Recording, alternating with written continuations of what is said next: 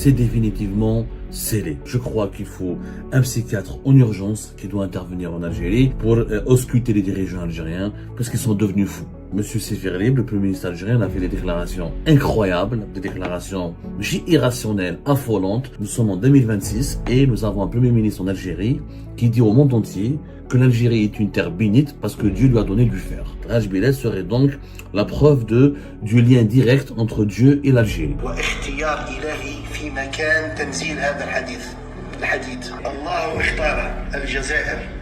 وأنزل فيها الحديد لأنها أرض مباركة. لم يكن عبثا أن الله سبحانه وتعالى أنزل الحديد في الجزائر ورزق أهله واختار رجال الجزائر. Je veux dire, il n'y a plus de journalisme, il n'y a plus rien à faire. Je veux dire, il faut s'arrêter là. Le fer de Raj Bilal est une bénédiction divine. Là, il faut faire intervenir un psychiatre. Là, c'est une délire. C'est une bouffée délirante, on appelle ça. Mais bref, ce sont des fous, ce sont des aliénés, classe. Il y a une crise de démence, du délire général. Mais là, les pays qui ont de l'ordre, mais là, l'Arabie Saoudite, classe. Ah, l'Arabie, elle a du pétrole, elle est bénite par Dieu, elle a un pétrole. Et le Japon, qui n'a pas de richesse. Et la Corée du Sud, qui n'ont pas de richesse. Mais ça parmi les pays les plus riches et les plus avancés du monde. Ils sont détestés par Dieu. C'est définitivement scellé. Le sort des dirigeants algériens est définitivement scellé. Le verdict est sans appel. Je crois qu'il faut un psychiatre en urgence qui doit intervenir en Algérie pour ausculter les dirigeants algériens parce qu'ils sont devenus fous. Ils sont devenus fous. Et le discours du Premier ministre algérien Seferlib Oran en marge des activités du lancement du train minéralier Raj Bilal Béchar pour acheminer le minerai de fer de la mine de Raj Bilal jusqu'à Béchar pour ensuite acheminer encore une deuxième fois ce minerai de fer vers des usines de production de l'acier à Oran. Monsieur Seferlib, le Premier ministre algérien, a fait des déclarations incroyables, des déclarations irrationnelles, affolantes. Je crois vraiment qu'il doit aller consulter un psychiatre en urgence, puisqu'il a dit devant les caméras de tous les médias algériens, devant les caméras de toutes les télévisions algériennes, la déclaration du Premier ministre algérien a fait le tour du monde. Elle a suscité un incroyable buzz, un bad buzz sur les réseaux sociaux. Seferlib, qui n'est pas sénile, donc il est jeune, hein. Seferlib, il a moins de 60 ans d'après la biographie, il a 55 ans, donc il n'a pas 85 ans ou il a 95 ans, donc il n'est pas sénile. Je pense qu'il savait ce qu'il était en train pertinemment de dire, il connaissait la signification des mots, puisque Seferlib, nous sommes en 2026 et nous avons un Premier ministre en Algérie qui dit au monde entier que l'Algérie est une terre bénite parce que Dieu lui a donné du fer. Donc nous sommes une terre bénite parce que Dieu nous a donné du fer. Donc parce que nous sommes, apparemment, selon Seferlib, le Premier ministre algérien, nous sommes un pays privilégié, nous sommes le pays privilégié, nous sommes un pays aimé par Dieu, privilégié par Dieu, nous sommes un pays protégé par Dieu et chéri par Dieu parce qu'il nous a donné une mine de fer qui est celle de Raj Bilal. Raj Bilal serait donc la preuve du lien direct entre Dieu et l'Algérie. Regardez sa déclaration. واختيار إلهي في مكان تنزيل هذا الحديد. الله سبحانه وتعالى نعلم جيدا أنه لا ينزل من السماء إلا فوق أرض مباركة. الله اختار الجزائر وأنزل فيها الحديد لأنها أرض مباركة. فيه بأس شديد، والبأس لا يرفعه إلا الرجال. والله حكيم وكل شيء ينزله الله ويوجهه إلى مكان معين فيه حكمة، لأن هذه الأرض أرض رجال وسقاها دماء الشهداء. لم يكن عبثا أن الله سبحانه وتعالى أنزل الحديد في الجزائر ورزق أهله واختار رجال الجزائر ليدينوا الحديد، لأنه كما يعرف ويقال في لغة العرب لا حين أتذكر المقولة يعني بالتدقيق لا يفل الحديد إلا الحديد، معناها لا يطوع الحديد إلا الحديد. حتى تطوع الحديد لازم أن تكون أنت حديد، معدنك حديد، وهذا بأس يختص به الله عز وجل عبادا وفئة من عباده. إذا نزل في أرض مباركة باختيار إلهي وهي الجزائر. Je ne sais pas quoi vous dire, Wallah, je ne sais pas comment commenter en réécoutant le début de sa déclaration dans cet extrait. C'était un discours donc, qui a été prononcé hier par Seif Ghrib. إرادة إلهية واختيار إلهي في مكان تنزيل هذا الحديث. الله سبحانه وتعالى نعلم جيدا أنه لا ينزل من السماء إلا فوق أرض مباركة. الله اختار الجزائر وأنزل فيها الحديد لأنها أرض مباركة. Je veux dire, il n'y a plus de journalisme, il n'y a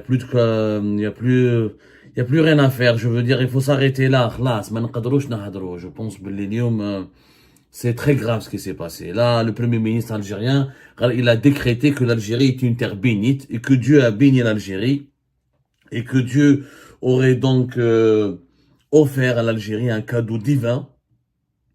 C'est une bénédiction divine. Le fer de Rajbilet est une bénédiction divine. Je pense que c'est bon, on peut pas être journaliste. Là, il faut faire intervenir un psychiatre. Là, c'est une délire. C'est une bouffée délirante, on appelle ça. Une bouffée délirante. Les dirigeants algériens sont devenus fous. Sont devenus vraiment fous. C'est une bouffée délirante aiguë. Voilà, il faut vraiment appeler ça ainsi. Il faut aller voir, consulter les bouffées délirantes sont des épisodes de délire survenant brusquement chez une personne n'ayant jamais manifesté auparavant de problèmes psychiques de ce type. Très souvent, dans les jours précédant la bouffée délirante, les personnes ne dorment plus ou très peu. Donc, ou Seif Ghrib est devenu fou, il a un problème, il est instable mentalement, ou il est devenu malhonnête et escroc, et il utilise donc la religion pour essayer d'arnaquer, de manipuler une opinion publique connue en Algérie pour son conservatisme religieux et connue pour sa sensibilité particulière à l'égard ou vis-à-vis de l'argumentaire religieux.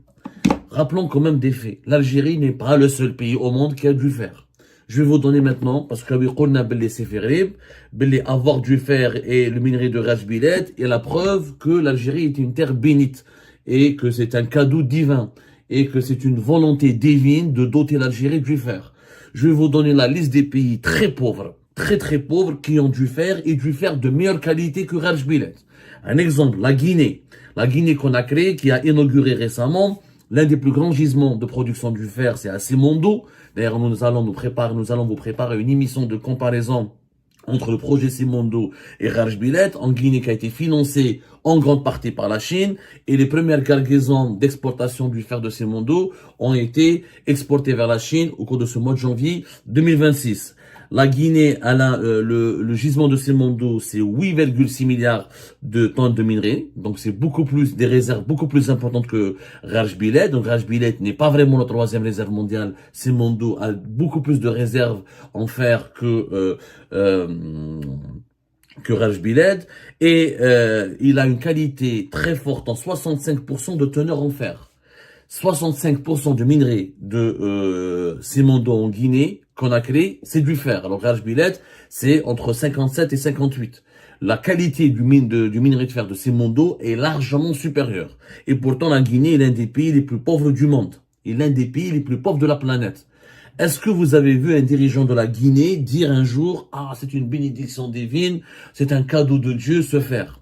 Si c'était vraiment une bénédiction divine, si c'est vraiment une volonté divine d'aider les pays qui ont du fer, pourquoi la Guinée serait un pays pauvre? Ça veut dire que Dieu est injuste. Si j'applique la logique, à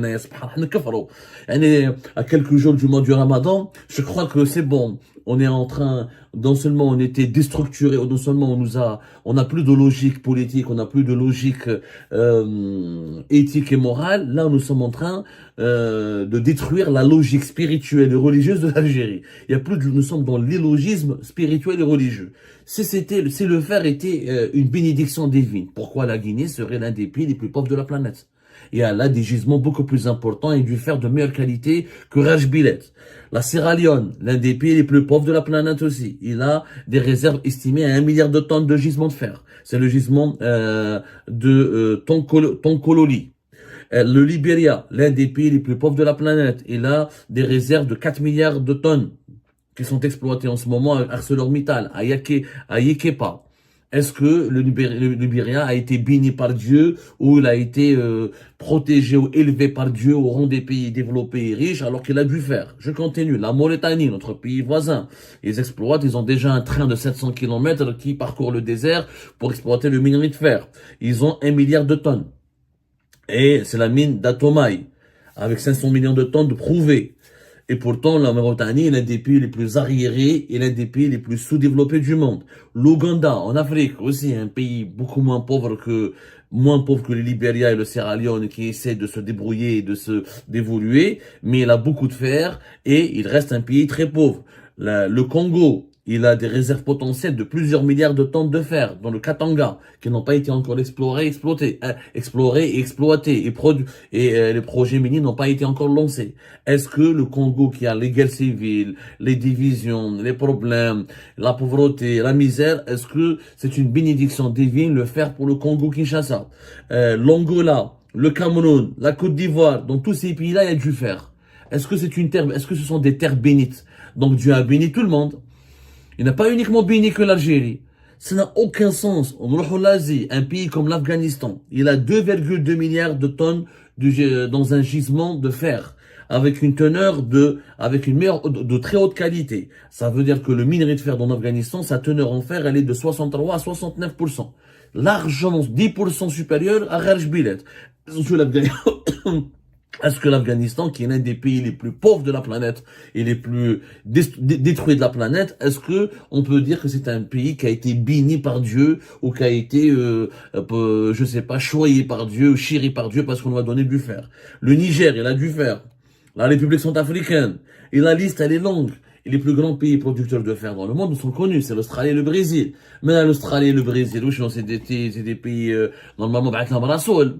Si on applique la logique taxiférée, il y a des prophètes qui ont été envoyés. Maintenant, il y a des nouveaux prophètes en Australie et en Brésil. Les pays producteurs les pays gros, comme l'Australie et le Brésil, qui sont parmi les deux plus grands producteurs de fer dans le monde.